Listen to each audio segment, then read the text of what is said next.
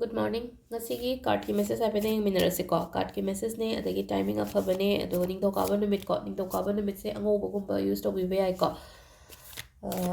Ado angoba set taba oiragana haidi luman gumba kai gumba dumaina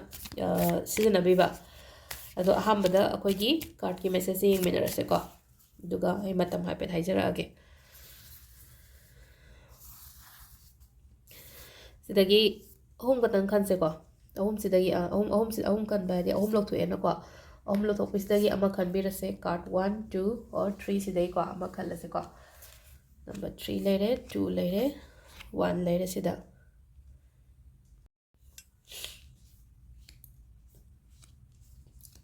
silere ko card ahum se aham ba card ko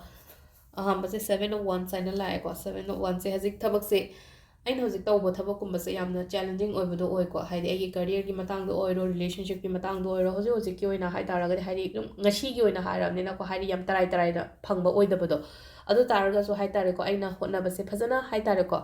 amu hena keno tawna thawai yamna changjalaga di sigi pot se oibagi keno ni ko haije sida haije ko nuti gi oina yeng amne nuti gi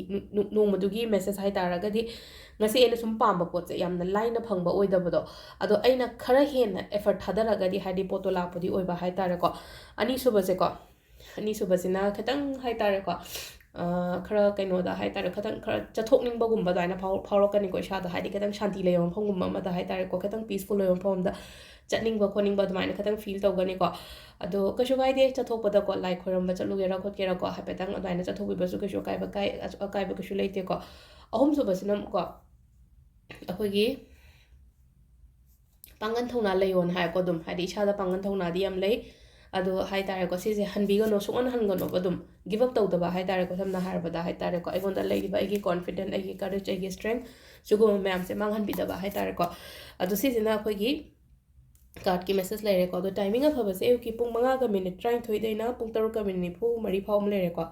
adagi na mung nipan ga minute 13 tagi nipan ga minute 13 tagi mapan ga minute nipu nipan phawm lere aduga baroga minute yankai ni thoi dagi na ayuki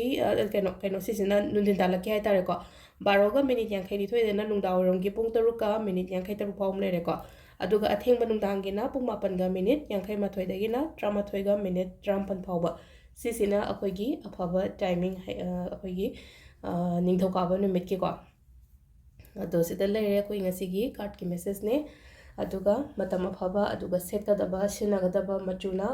color se angoba gumba hanky gumba kai gumba ko dress ona selaga sele setraga na hadi luman gumba kai gumba ma hadi pocket ga da happy ba adu sida lere ko ngasigi video se ma'am thank you